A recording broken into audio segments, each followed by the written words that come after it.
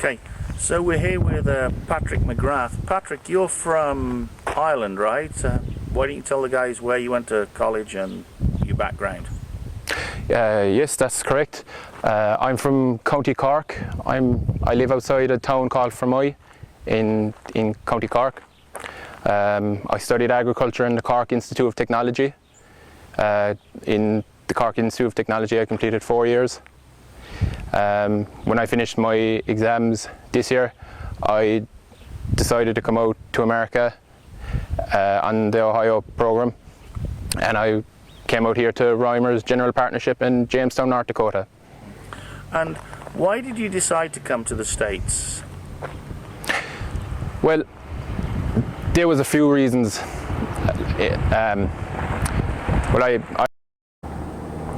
So Patrick, what was behind your decision to come and spend a season on a farm in the USA?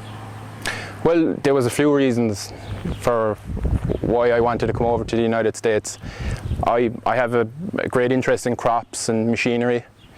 When I return, I hope to pursue a career in agronomy. I always wanted to come to the United States and experience wheat harvest and harvest corn and soybeans here. I've enjoyed it so far. I'm learning a lot. And another major reason why I wanted to come over here was I come from a small farming background back in Ireland. It was mainly a beef farm. I lacked the practical experience for operating machinery, and that's when I saw the Ohio program. You know, it offered me the opportunity to come over here, get experience with big machinery and large-scale crop operations, and learn a lot. I'm learning information and techniques here that I never would have learnt at home.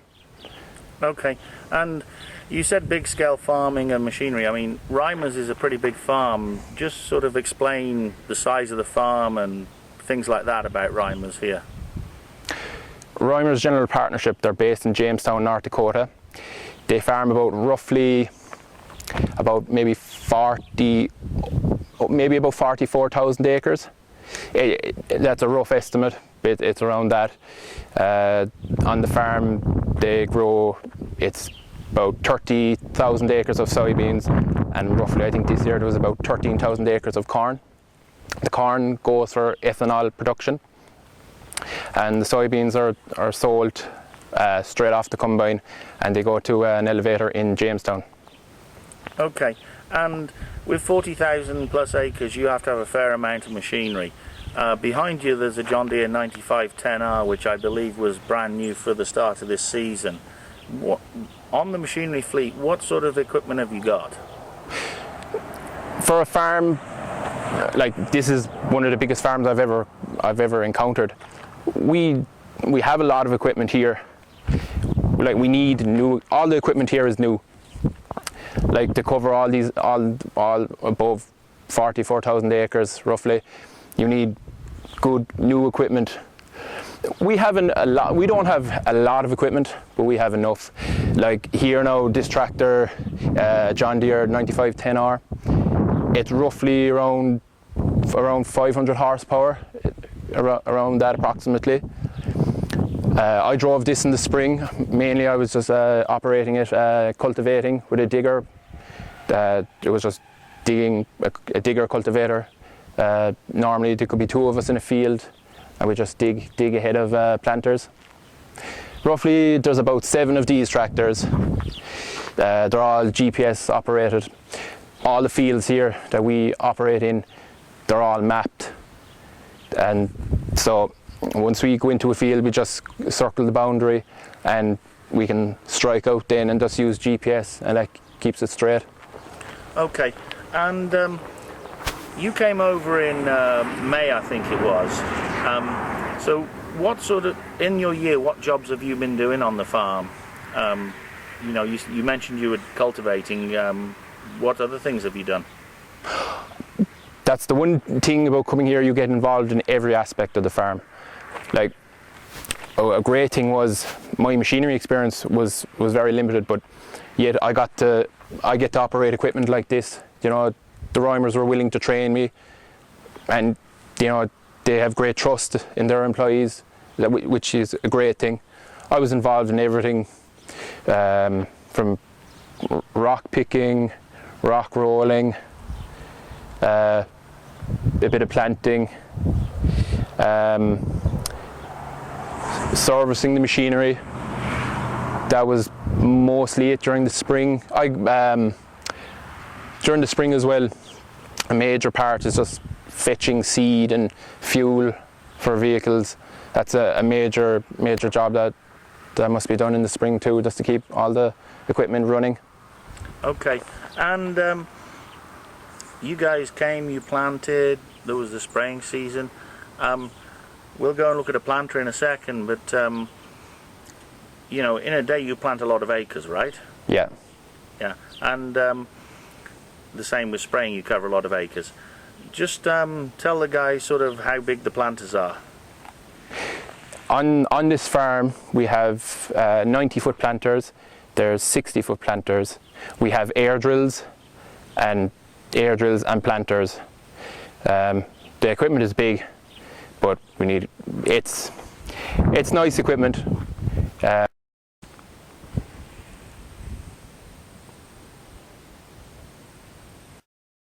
So Patrick, these are the cultivators or diggers folded up, right? And this is what you were using in the spring, some of these? Yes, that is correct. I was operating one of these diggers, a digger cultivator during the spring. It's about 60 foot roughly in width, so it's pretty big. Like in a general day, we could cover at least 500 acres, depending on field size in a day. You know, when you were going good and consistent. Okay. And there was just general maintenance. We'd have to, every couple of days we'd have to change the actual digger plates. It's quick. The plates just slide on. You just have to knock off the old plates and slide them on. It's quick and efficient. Okay. Right, Patrick. Here I can see these are the corn planters, right? Yeah, that's correct. Yeah. So tell us about these. How many of these have they got? And I mean, that one's 36 rows, I think, right? Yes, the planter on the left is 36 rows. It's a 36 row corn planter. It's about 90 foot in width. Generally that planter is kept for the bigger fields. Just as with the size, it's a lot more efficient when it's in the biggest fields at the Reimers farm. And then on the right here we have a 60 foot planter, and generally during the spring there was about 5 or 6 planters going, and every guy had kept that planter for the season, and we just had to make sure the seed was kept. They were kept filled up and topped up. Yeah. Those I can see on the top of that planter there are actually markers, but are they driving mostly on GPS for the planting? Yes. Yeah, it's all GPS, as all the fields are mapped. I know in some countries here, back in my country, generally maybe the biggest farming operations might use GPS, but generally here GPS it's very common. It's a delight it's so good to drive a tractor with GPS. It's easy. Okay, and I know you say they got GPS field mapping. I believe now they're experimenting with drones as well on the farm. Yes, that is correct. Jim Reimers, he's in charge of kind of the research on the farm, experiments, and kind of the mapping and kind of the GPS mapping of fields and the GPS equipment in tractors. And he has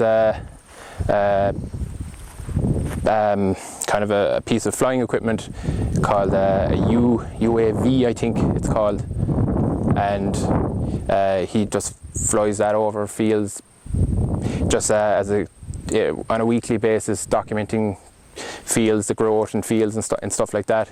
It's very good because it can go up. Generally, it can go up for maybe 30 minutes. You can set it to whatever you want within the battery limits of the flying equipment. So yeah, it's very good. It takes aerial photos.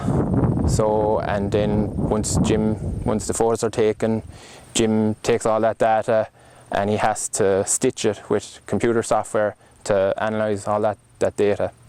So from the air you can see if there's a bad spot in a field or a good spot. You can differentiate that in the growth pattern of the crops. Is that what the sort of thing they're looking for? Yeah, that is correct, because you know, there can be good and bad parts of a field. It's just, you know, with that data that they collect, they know for the next year, maybe in that certain part of the field, I could put in a different variety there that might be more suited to the soil type, and they can alter the fertilizer requirements then and other inputs such as that.